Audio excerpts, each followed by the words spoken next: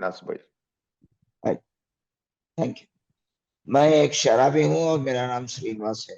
हाय श्रीनिवास। आज आज ईश्वर की हसीन कृपा, आप सबकी संगत, स्पॉन्सर और स्पॉन्सियों के साथ काम करने के कारण मैं 13 जनवरी 2011 से पहली ड्रिंक से दूर हूँ और मेरा होम ग्रुप है हैदराबादी ए ग्रुप।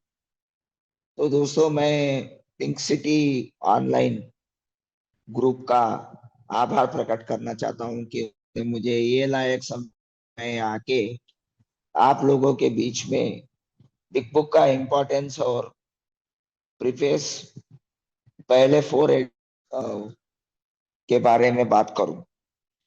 तो दोस्तों, आज मैं जो कुछ भी आपके साथ शेयर करूंगा, मैं कोई ये का अधिकृत प्रवक्ता नहीं हूं।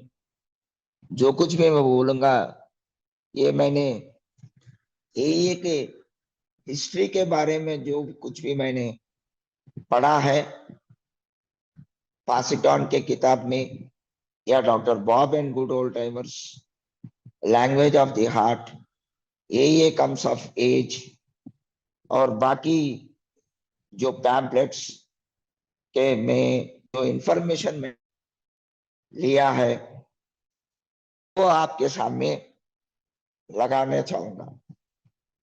तो दोस्तों, बिग बुक अब जब हम देखते हैं, तो मैं फोर्थ एडिशन की बात कर रहा हूं।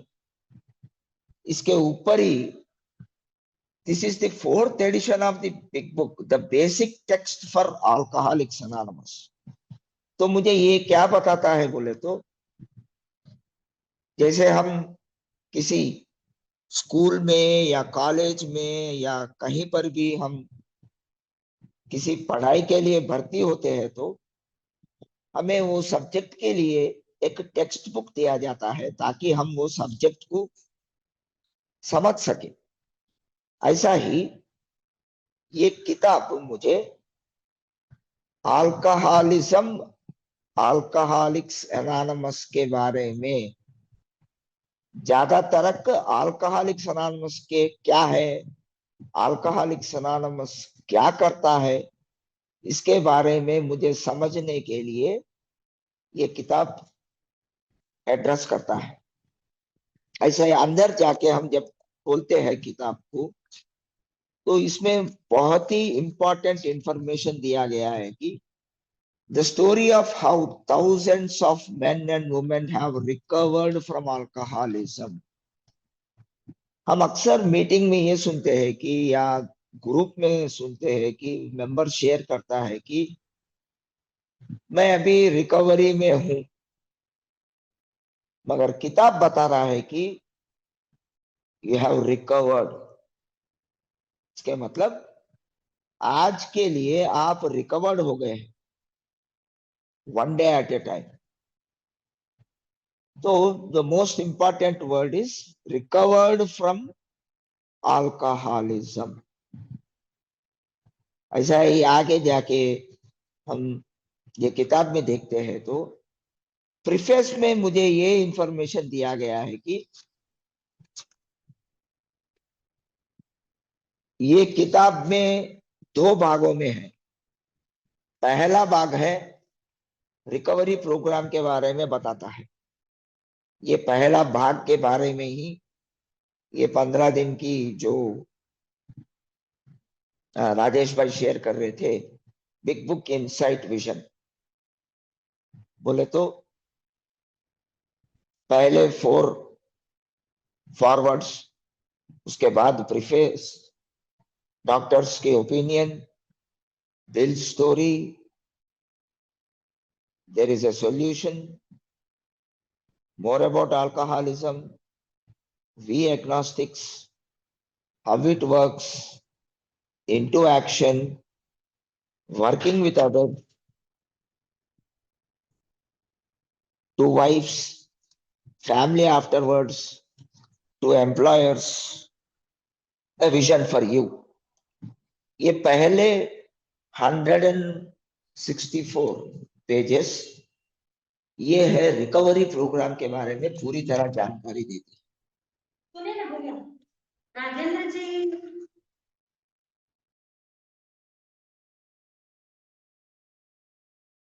पेज हमें रिकवरी प्रोग्राम के बारे में जानकारी देती है।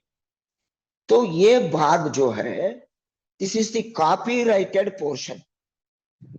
पीछे का जो स्टोरीज है, जो 43 स्टोरीज हमें 4th एडिशन में दिए गए हैं, ये स्टोरीज आर नॉट कॉपीराइटेड। तो ये बताता है कि ये 100 and 164 पेजेस आप इंग्लिश के अलावा और कोई भी भाषा में आप एग्जैक्ट यही स्टोरीज डालने की जरूरी नहीं है। सपोज हम हिंदी में बिग बुक बना रहे हैं, तो ट्रांसलेट कर रहे हैं, तो पहले 164 पेजेस ही कॉपीराइटेड। इसके बाद पीछे के स्टोरीज हम अपनी लैंग्वेज में यहाँ के लोकल स्टोरीज मेंबर्स के इसमें छाप सकते हैं। इसमें कोई पाबंदी नहीं है दोस्तों। इस तरीके के बिग बुक छापने वाले थोड़े लैंग्वेजेस है। ऐसा ही नहीं कि सेम एज इट इज जो इंग्लिश बुक में दिया गया है वही स्टोरीज छापना है बोल के कोई रूल नहीं है। तो रिसेंटली जो ये लास्ट वीक संडे को जो इंटरनेशनल कन्वेंशन एंड हुआ है, ये इंटरनेशनल कन्वेंशन में 43 millionth copy of the big book, बोले तो 4 crore 30 lakh copy big book का कॉपी जो American general service office, US and Canada का जनरल सर्विस ऑफिस में सिर्फ उनके देश में ही इतने बुक्स बिके गए, उसका कॉपी वहां एक फ्रेंड ऑफ ए को दिया गया है हाथ में। तो लास्ट 90 इयर्स में बिग बुक छापने के बाद, it is in only 86 years, 4 crores 30 lakh copies of English big books have been given away only in US and Canada। इतना इंपॉर्टेंट रोल क्या है, क्या लिखा गया है इसमें? प्रीफेस में हमें यह बताता है कि आपको मोस्ट इंपॉर्टेंट थिंग, इसमें किसी प्रकार का कोई भी चेंजेस नहीं दिया गया है, क्योंकि ये बहुत सारे लोगों को शराबीपन से बाहर आने के लिए एक रास्ता बताया है। और मोस्ट इंपॉर्टेंट फैक्टर अगर आप देखेंगे तो 4th एडिशन में लास्ट पैराग्राफ में दिया गया है, इस किताब में जो कुछ भी चेंजेस बनाया गया है बिग बुक में, ये current membership of alcoholics anonymous को प्रस्तुत करता है। जैसे अगर आप देखेंगे तो इंग्लिश का 4th एडिशन बिग बुक में आप स्टोरीज देखेंगे तो different age groups, different economic backgrounds, different educational backgrounds, genders, महिला alcoholic, male alcoholic, young people, highly educated, CEOs, employers, employees, हर तरीके के एक्सपीरियंसेस, डाइवर्सिफाइड एक्सपीरियंसेस आपको स्टोरीज मिलेंगे। तो मैं ये किताब क्यों पढ़ूं, इसकी जानकारी मुझे प्रीफेस में दिया गया है। अगर आपको ये 43 स्टोरीज में कोई भी एक स्टोरी पढ़ने के समय आपको ऐसा लगता है कि हाँ मेरे साथ भी ऐसा ही हुआ है, हाँ मैंने भी इन लोगों की तरह ही सोचा है, हाँ और मोस्ट इंपॉर्टेंटली ये कार्यक्रम मेरे लिए भी काम करेगा। So that is the essence of the preface, आपको जो आइडेंटिफाई करने के लिए कि मेरा स्टोरी और ये किताब में जो स्टोरी दिया गया है, सिमिलर इंसिडेंट्स मेरे साथ भी हुआ है। अगर किसी को गाड़ी पी के एक्सीडेंट हुआ है, तो किताब में जब हम पढ़ रहे हैं कि वो आदमी जो एक्सपीरियंस अपना बता रहा है, उसको भी एक्सीडेंट हुआ है, तो हमें आइडेंटिफाई कर सकते हैं। जैसे बिल के स्टोरी में मुझे कभी भी एक बात मैं याद लगा लेता हूँ कि वो कभी भी किसी भी चीज में नंबर वन रहना चाहता था। ये स्वभाव मेरे को बचपन में भी था। बचपन में जब मैं मेरे दोस्तों के साथ या घर में रिश्तेदारों के साथ किसी भी गेम खेल रहा हूं मैं, जैसे कैरम बोर्ड खेल रहा हूं या चेस खेल रहा हूं या लूडो खेल रहा हूं या क्रिकेट खेल रहा हूं, मुझे हारना पसंद नहीं है। मैं हार को स्वीकार नहीं कर सकता हूं। मुझे किसी भी हाल में जीतना है। अगर मुझे ऐसा लग रहा है कि मैं हारने की तौर पे हूं, तो मैं वो गेम को डिस्ट्रॉय कर दूंगा। कैरम बोर्ड खेल रहा हूं, खराब कर दूंगा। चेस बोर्ड खराब कर दूंगा। लूडो की बोर्ड खराब कर दूंगा। क्रिकेट है तो विकेट्स लेके भाग जाऊंगा, नहीं तो बैट लेके भाग जाऊंगा। मैं ही खेलना है और मैं ही नंबर वन आना है। ये स्वभाव मैंने आइडेंटिफाई किया। तो ये मुझे दारू पीने के पहले ही, बहुत सालों पहले ही ये स्वभाव मेरे अंदर था। तो मुझे ऐसा आइडेंटिफिकेशन मिला है किताब से। वही बात प्रीफेस भी बताता है। और प्रीफेस में और एक बात ये मोस्ट इंपॉर्टेंटली स्ट्रेस किया गया है कि हाँ, इन लोगों ने रिकवर हुए हैं, तो मैं भी इन लोगों की तरह रिकवर हो जाऊंगा। मुझे और पीने की जरूरी नहीं है। एक बेहतर जिंदगी जी सकता हूं मैं इन लोगों की तरह, इन लोगों की एक्सपीरियंस की जैसा। ये आइडेंटिफिकेशन, इस बिलीफ को कायम करने के लिए बोलते हैं, you should believe before you doing it. तो फॉरवर्ड टू फर्स्ट एडिशन 1939 में जब बिग बुक छापा गया था अप्रैल 10 में, वो अप्रैल 10 के forward as it is printing यहाँ किया है। तो ये फॉरवर्ड में क्या बताता है? We of Alcoholics Anonymous are more than 100 men and women who have recovered from a seemingly hopeless state of mind and body. To show others precisely how we have recovered is the main purpose of this book. तो ये किताब क्या बताता है? तो आप कौन सा हाल में है, आपकी जिंदगी में क्या हो रहा है, कितनी बुरी हालत में है, फिर भी आप ये शराबीपन बीमारी से रिकवर्ड हो सकते हैं। कैसा रिकवर्ड होना है, इसके लिए क्लियर कट डायरेक्शंस प्रिसाइजली। अगर मैं सपोज जयपुर आऊंगा, तो मैं पहले राजेश भाई को कॉल करूंगा, भैया मैं जयपुर में हूं और फलाना जगह जाना चाहता हूं। तो राजेश भाई मुझे डायरेक्शंस देंगे, आप ऐसे आइए।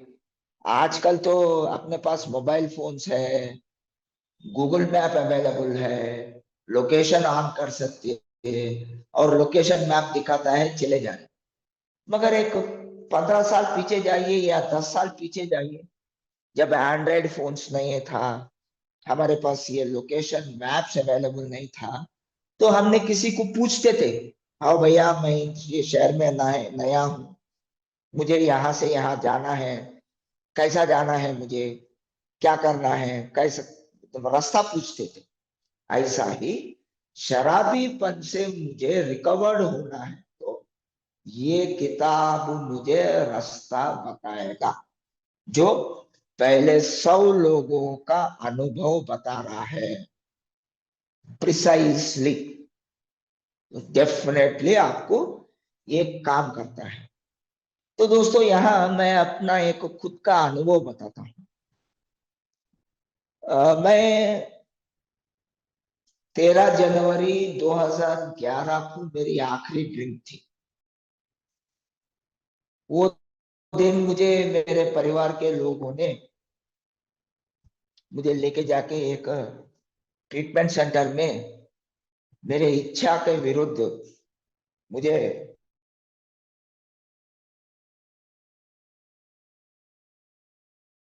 के ऊपर, अरे ले मेरे को जोर जबरदस्ती लेके आके मुझे एक जगह बंद कर, क्या समझ रहे हैं लोग, ऐसा गुस्सा है।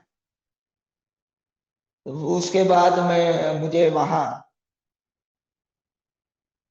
एक दिन के बाद मेरे हाथ में अल्कोहलिक्स अनोनिमस के किताब उन्होंने मेरे हाथ में दे दिया, और दे के मुझे उन्होंने बोला है कि ये किताब पढ़।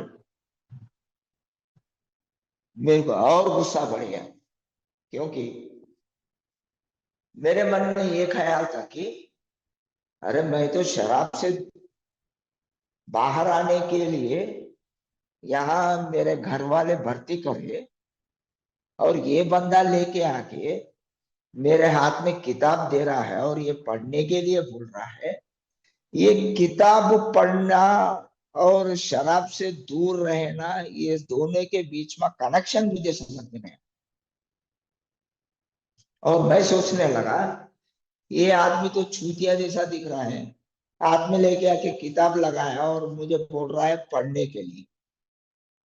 मगर ये बात मैंने अपने मन में ही, मेरे विचार के अंदर ही लगा दिया, क्योंकि अगर मैं अपना मुंह खोल के उन लोगों को ये बात गाली दूंगा तो मेरे मन में अब एक ख्याल आया कि वो लोग मुझे ज्यादा दिन लगा देंगे, तो मैं अच्छी तरीके से नाटक करूंगा ताकि ये लोग मुझे जल्दी छोड़ देंगे। उसके बाद 2 दिन के बाद जब मुझे लेके जाके वहां पर ग्रुप में शामिल किए, तो मुझे बीमारी के बारे में वो सब जानकारी दिए। मुझे जितना दिन वहां रहना था मैं रहा। उसके बाद उन्होंने मुझे ये सूचना दी कि आप यहाँ से बाहर जाने के बाद फिर वापस अंदर नहीं आना चाहते हैं तो बाहर आपको अल्कोहलिक्स अनोनिमस के समूह मिलेंगे। वो हैदराबाद में फलाना फलाना जगह उनके मीटिंग्स होते हैं, और वो मीटिंग्स का लिस्ट में हम आपके हाथ में दे रहे हैं। आप जाइए, और वहां जाने के बाद आप जितना जल्दी हो सके तुरंत एक स्पॉन्सर लेके स्टेप्स कीजिए। मुझे ये सूचना दी। तो मैं गया दोस्तों।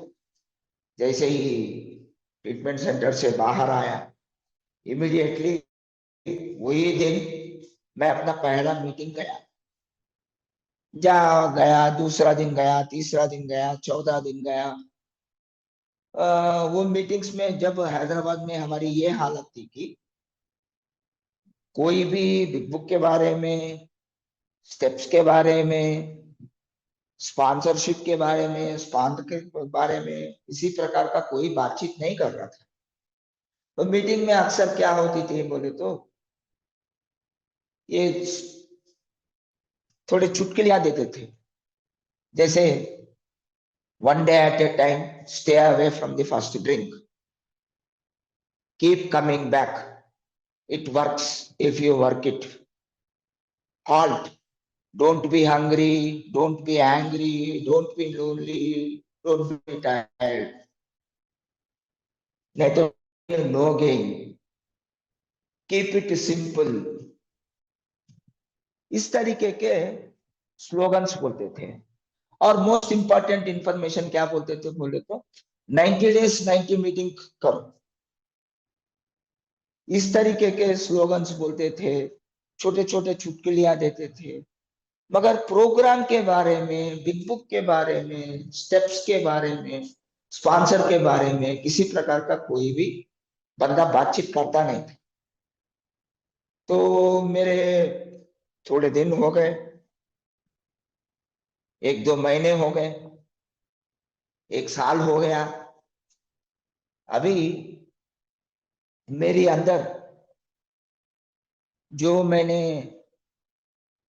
हर रोज मीटिंग अटेंड कर रहा था, कोई ना कोई ग्रुप का सर्विस एक्टिविटी में पार्टिसिपेट कर रहा था, इसके बावजूद मेरे अंदर खुशी नहीं थी दोस्तों।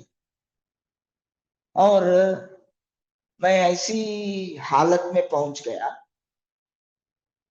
तकरीबन 2 सालों के बाद मैं मीटिंग आ रहा हूं, और मीटिंग में जो मैं नकाब पहन के घूम रहा हूं, वो चेहरा जो है, वो चेहरा मेरे घर में मेरा जो चेहरा है मेरे बीवी बच्चों के साथ, ये दोनों दो अलग रूप से है।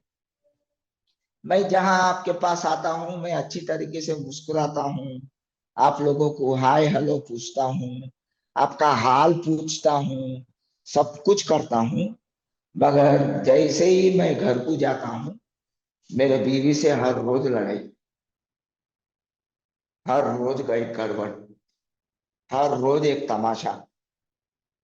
और इतने लड़ाई हुए कि मैं मुझे 20 साल जब मैंने पिया, वो 20 साल में जितने लड़ाई नहीं हुए हैं उससे ज्यादा लड़ाई मेरे मैं बगैर शराब पिया किया है।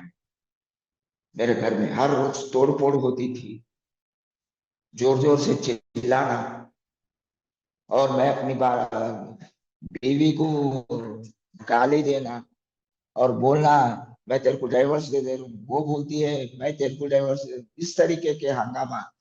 बच्चे तो हैरान हो जाते थे, उनको समझ में नहीं आता था क्या हो रहा घर में, ये क्या है, क्या चल रहा है इधर।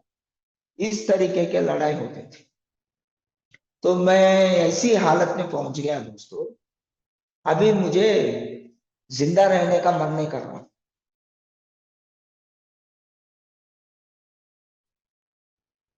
3-4 साल पीने के दिनों में मैंने जो एक्सपीरियंस भावनाओं के साथ मेरा हुआ है, सिमिलर एक्सपीरियंस मैं बगैर शराब एक्सपीरियंस किया है, विदाउट डूइंग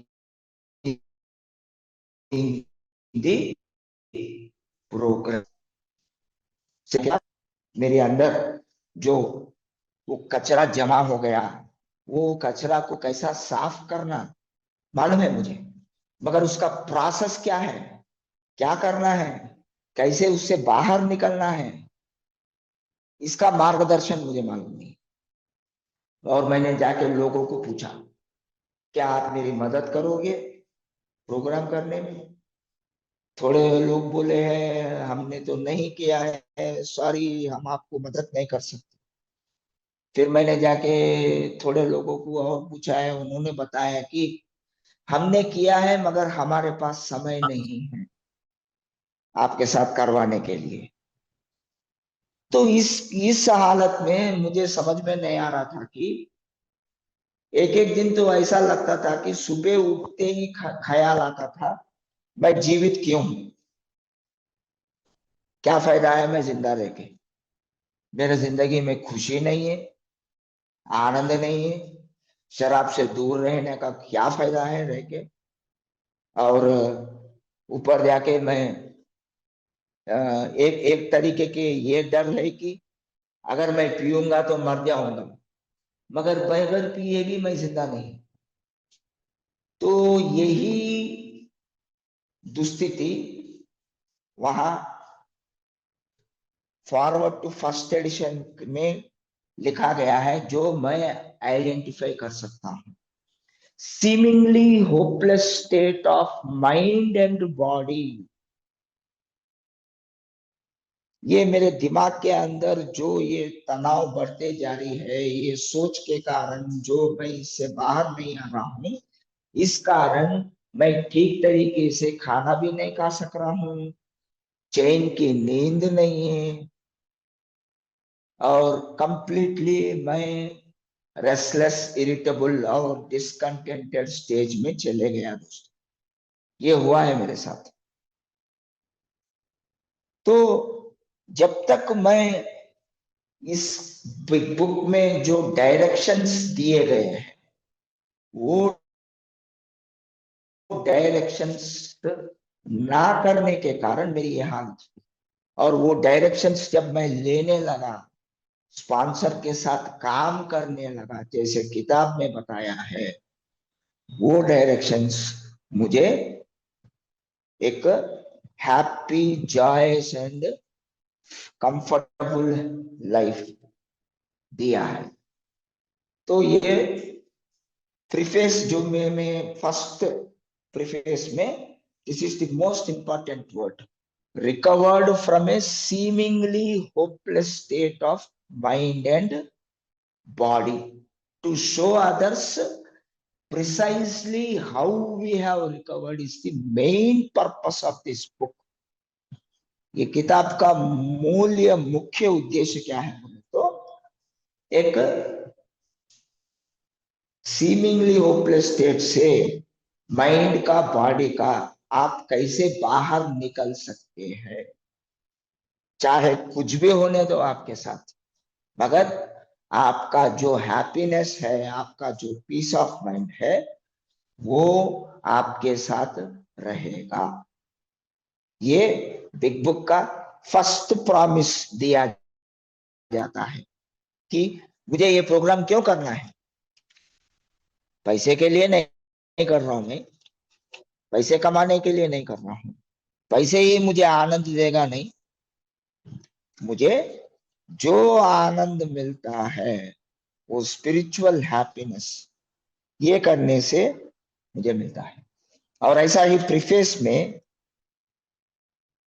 एनोनिमिटी के बारे में भी चर्चा किया गया है, क्योंकि उन दिनों में ये सारे के सारे बहुत सारे लोग जो आए थे ये अच्छे फैमिली को बिलोंग करते थे, इनमें बहुत सारे लोगों का समाज में बहुत प्रतिष्ठा की फैमिली से बिलोंग करते थे और खुद की व्यक्तिगत प्रतिष्ठा भी बहुत ज्यादा थी, डिफरेंट प्रोफेशनल बैकग्राउंड से आए हुए लोग थे। जैसे बिल डब्ल्यू एक अच्छा स्टॉक एनालिस्ट है, doctor Bob doctor by profession है, Bill D lawyer by profession है, ऐसा डिफरेंट प्रोफेशनल बैकग्राउंड से आए हुए लोग। तो ये एक एक तरीके के डर था कि मैं समाज में जाके कैसे सही बोलना, हम एनानमस मेंटेन करेंगे तो ट्रेडिशंस लिखने के पहले ही उन लोगों ने एनानिमिटी मेंटेन करना सीखा है पब्लिक लेवल में। इसका केवल एक ही रीजन है,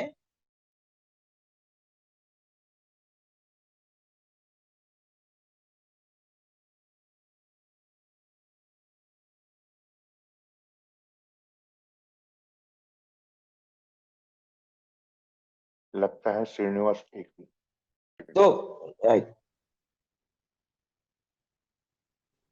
यस प्लीज तो ये फॉरवर्ड टू फर्स्ट एडिशन में और एनोनिमिटी के बारे में चर्चा किया गया है कि जब मीडिया लोग कवर करते हैं कृपया आप हमारे नाम के बारे में कुछ इंफॉर्मेशन मत दीजिए, क्योंकि उन लोगों को उन दिनों में ट्रेडिशंस लिखने के पहले ही एनोनिमिटी क्यों मेंटेन कर रहे हैं, तो पब्लिक लेवल में बोले तो बहुत सारे लोग जो पहले रिकवर्ड मेंबर्स थे वो समाज में डिफरेंट गुड फैमिली से बिलोंग करते थे और उनका व्यक्तिगत तौर से भी they had a very good social standing.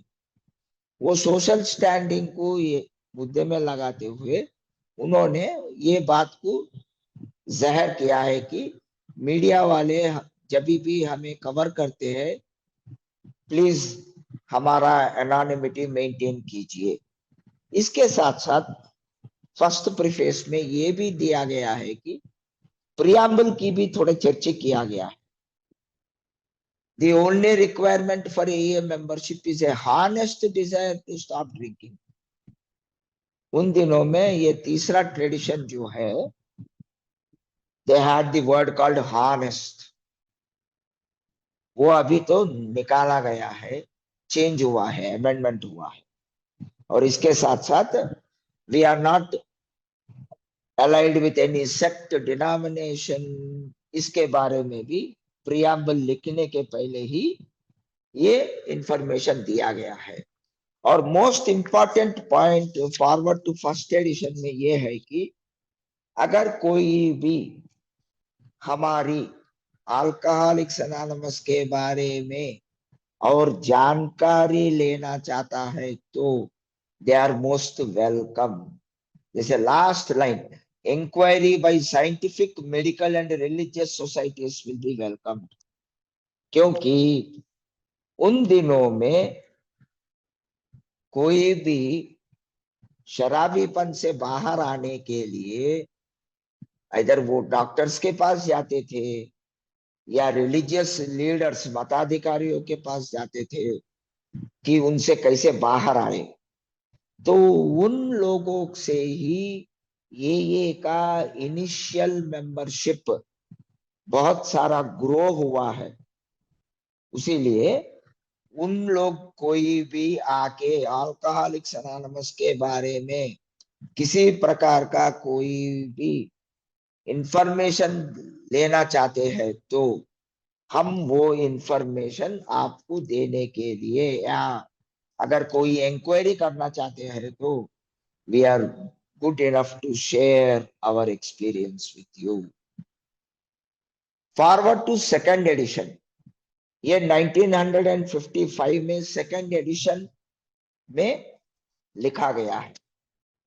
सो 1939 से 1955 के बीच में इस 16 सालों में across the world alcoholics anonymous 6000 group और 1.5 लाख मेंबर बन गए। सो 100 लोगों से 150,000 people in 16 years, from 2 to 3 groups to 6,000 groups, इतना ग्रो हुआ है अल्कोहलिक्स अनोनिमस। और इसमें ब्रीफली आपको ये किताब के बारे में भी चर्चा दिया गया। जब 1937 में बिल डब्ल्यू डॉक्टर बॉब के पास जाता है तो ये दोनों मिलके कितने लोग हुए होंगे जो अभी फिलहाल अल्कोहलिक्स अनोनिमस के मेंबर्स बन गए, जब वो लोग गिनते हैं तो तकरीबन ऑलमोस्ट 35 to 40 पीपल आइडेंटिफाई करते हैं। तो ऐसा ही हम एक आदमी और एक आदमी से अगर बात करते गए, इंफॉर्मेशन देते गए तो कितना दूर तक जाएगा, कितने लोगों को ये मैसेज जाएगा, तो इसके बारे में बहुत विस्तार रूप से चर्चा हुई थी। और उन चर्चा में किताब लिखना पहला ऑप्शन नहीं था। पहला ऑप्शन था कि कोई हॉस्पिटल खोलेंगे या कोई ट्रीटमेंट सेंटर खोलेंगे या इसको मार्केटिंग कैसा करेंगे, समाज में कैसे लेके जाएंगे, इस तरीके की सोच थी। मगर किसी के पास भी 1 कौड़ी रुपए नहीं थी, सबके सब कंगाल हो गए फाइनेंशियली। तो the last option was to write a book, किताब लिखेंगे। अभी ये किताब लिखेंगे तो ये किताब का नाम क्या लगाएंगे, इसके ऊपर बहुत बड़ा चर्चा हुआ। तो जब चर्चा हुआ, बहुत सारे नाम आए थे फॉर कंसिडरेशन। फिर उसमें वोटिंग हुआ, तो without writing second tradition, group conscious जैसा हम करते हैं वो प्रोसीजर फॉलो हुआ था। तो जब वोटिंग हुआ तो पहला नाम था द वे आउट। किताब का पहला नाम जो उन्होंने सेलेक्ट किया था वो था द वे आउट। इसके बाद वहां अमेरिकन लाइब्रेरी ऑफ कांग्रेस में जाके पता करे तो ये लोग ऑलरेडी यही नाम से 12 किताब छप चुके हैं। तो ये जो आएगा ये 13वीं किताब होगी। तो अमेरिका में एक सेंटिमेंट है कि 13 नंबर को वो अनलकी समझते हैं, उसीलिए ये नाम को हटा के द सेकंड चॉइस जो था अल्कोहलिक्स एनोनिमस। अल्कोहलिक्स एनोनिमस पहले किताब का नाम था। उन दिनों में फेलोशिप का कोई नाम नहीं था। एक्चुअली हम मैक्सिमम हमारे मीटिंग्स जो होते थे वो ऑक्सफोर्ड ग्रुप्स के मीटिंग्स के साथ होते थे। तो किताब का नाम ही हमें हमें फेलोशिप को बाद में लगाया गया है। और सेकंड एडिशन में और एक इंफॉर्मेशन जो हमें दिया जाता है कि ट्रेडिशंस के बारे में जिक्र किया गया है, क्योंकि तब तक ट्रेडिशंस अडॉप्ट हो चुके हैं फेलोशिप के लिए। 1950 के क्लीवलैंड कॉन्फ्रेंस में ट्रेडिशंस अडॉप्ट हो चुके थे और ये किताब 1955 में छापा गया है। तो अगर किसी भाई के पास फर्स्ट एडिशन का कॉपी है तो वो कॉपी में आपको ट्रेडिशंस कहीं पर भी दिखेंगे नहीं, मगर सेकंड एडिशन से आपको अपेंडिक्स ऐड हुए हैं। Traditions, spiritual experience, Lasker award, ये सब सेकंड एडिशन में ऐड हुआ है किताब में। ये ट्रेडिशंस के साथ साथ और एक इंफॉर्मेशन जो बहुत ही इंपॉर्टेंट है वो मैं आपके लिए इंग्लिश में पढ़ के सुनाता हूं दोस्तों। ये है information.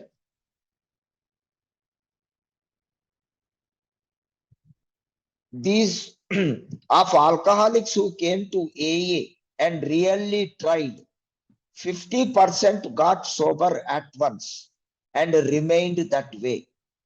25% sobered up after some relapses. And among the remainder, those who stayed on with AA showed improvement. इसका मतलब क्या है? अगर कोई भी भाई AA में आने के बाद ये प्रोग्राम को ट्राई करता है सिंसियरली, तो उनमें 50% लोग सोबर पहली बार पहली अटेम्प्ट में ही रह गए। इसके साथ साथ अनदर 25% लोग चंद रिलैप्सेसों के बाद सोबर रहने लगे। इसका मतलब ये बताता है कि 75% रिकवरी रेट था।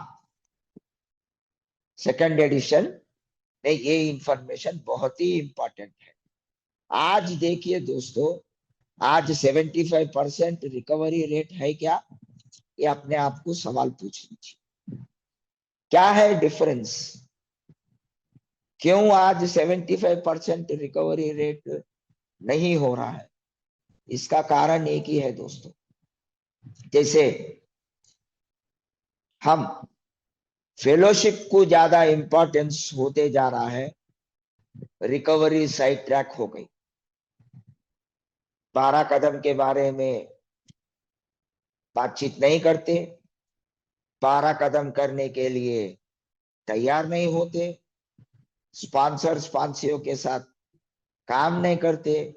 कोई भी नया मेंबर आया तो उसको हम बिग बुक के इंफॉर्मेशन देने के जगह किसी और इंफॉर्मेशन देना चालू करें। ये है बिगेस्ट ड्रॉबैक जो आज सिर्फ यहाँ ही नहीं दुनिया भर में हो रहा है कि साइड ट्रैक हो गई प्रोग्राम। सिर्फ मीटिंग में पढ़ रहे हैं हम 12 कदम, एक्चुअली इन प्रैक्टिस लेना कम हो गया है। अगर लेंगे तो डेफिनेटली ये जो बिग बुक में दिया गया है कि 75% रिकवरी रेट इज पॉसिबल। और एक इंफॉर्मेशन यही फॉरवर्ड टू सेकंड एडिशन में दिया गया है कि उन दिनों में 20% ईयरली ग्रोथ था। हर साल 20% मेंबरशिप बढ़ती थी हर साल। ऐसा ही 1955 तक की 15% लोग वुमेन थे। 15% of them are women. This is the most important information. इसके साथ साथ और एक बात भी बता गया है कि किताब में अल्कोहलिज्म के ऊपर और रिकवरी के लिए सिर्फ अल्कोहलिक्स एनोनिमस अकेला ही काम करता है बोल के किताब में नहीं लिखा गया है। We don't have monopoly on recovery. इसका मतलब और किसी भी अन्य मेथड से भी रिकवर होने वाले लोग उन दिनों में भी थे, आज भी होंगे। तो अल्कोहलिक्स एनोनिमस ऐसा एक प्रोग्राम है जो बहुत सारे लोगों को जो ट्राई कर रहे हैं उनको काम करता है, मगर इसके अलावा और कोई प्रोग्राम काम नहीं करता है बोल के हम नहीं बोल सकते। हर एक मेंबर को फ्रीडम है कि वो अपना मेथड ट्राई करके उसमें विफल होने के बाद ही कैन ट्राई अल्कोहलिक्स। किसी प्रकार का कोई पाबंदी नहीं है, किसी प्रकार का कोई फोर्स ना करे तो एक मेंबर को डिसाइड करने का फ्रीडम अल्कोहलिक्स एनोनिमस किताब बताती है। इसके बाद तीसरा एडिशन 1976 में जब आया था, हम 1,50,000 मेंबर्स से 10 लाख तक हमारी मेंबरशिप बढ़ गई और दुनिया भर में फैल चुकी थी। तकरीबन ये जो प्रोग्राम है विस्तार रूप से बढ़ने लगी दुनिया भर और वुमेन मेंबरशिप अप्रोक्सीमेटली 30% हो गया। इसके साथ साथ यंगस्टर्स बिलो 20 उन लोग भी 20% मेंबरशिप आ गया। इसका मतलब क्या है बोले तो जो लोग ज्यादा रॉक बॉटम हिट जाने की जरूरी के पहले ही अल्कोहलिक्स एनोनिमस में बहुत यंग एज में भी मेंबर्स आने लगे। ये बहुत ही important information forward to third edition में दिया गया है। फॉरवर्ड टू फोर्थ एडिशन 2001 में आया। 2001 को मेंबरशिप डबल हो गया, 10 लाख से 20 लाख, 2 मिलियन पीपल। और इसमें आपको और एक इंफॉर्मेशन दिया गया है कि 1,08,000 ग्रुप बन गए हम दुनिया भर में। इसके साथ साथ यहाँ लिटरेचर की अहमियत बता गई है। इंग्लिश के अलावा और 43 लैंग्वेजेस में हमें एए का इंफॉर्मेशन आ गया है। आज करंट स्टेटस हम देखेंगे तो शायद अगले साल हमें 5th एडिशन का कॉपी आएगा। ऑलरेडी 5th एडिशन का रिक्वेस्ट 2 साल पीछे से आ रहा है कि 5th एडिशन 2025 को हमारा कॉपीराइट खत्म हो जाएगा। 2026 हमें शायद 5th एडिशन मार्केट में अवेलेबल रहेगा। क्यों ये एडिशंस हर 25 साल को बदल रहे हैं? इसका रीजन एक ही है दोस्तों, हमारा कॉपीराइट खत्म हो जाता है किताब के ऊपर। उसीलिए फिर कॉपीराइट को कायम करने के लिए ये नया एडिशंस छापते हैं। इसमें पहले 164 पेजेस में किसी प्रकार का कोई भी बदलाव नहीं रहेगा। सिर्फ पीछे जो स्टोरीज रहते हैं, इसमें थोड़े स्टोरीज को नया स्टोरीज ऐड करते हैं, थोड़े स्टोरीज को एडिट करते हैं। अगर वो मेंबर अभी भी जीवित है, जो उन्होंने 4th एडिशन का उन पर स्टोरी आया है, तो उसका आगे की जिंदगी अभी जो बदलाव आए हैं वो सब ऐड हो जाएगा। थोड़े स्टोरीज एडिट करते हैं, थोड़े स्टोरीज को निकाल देते हैं, उसके जगह नया स्टोरीज लेते हैं। तो ये बदलाव पूरा करते हैं हर एक एडिशंस में। और इसके साथ साथ बहुत ही इंपॉर्टेंट इंफॉर्मेशन जो 4th एडिशन में दिया गया है कि ऑनलाइन मीटिंग्स के बारे में भी जिक्र किया गया है।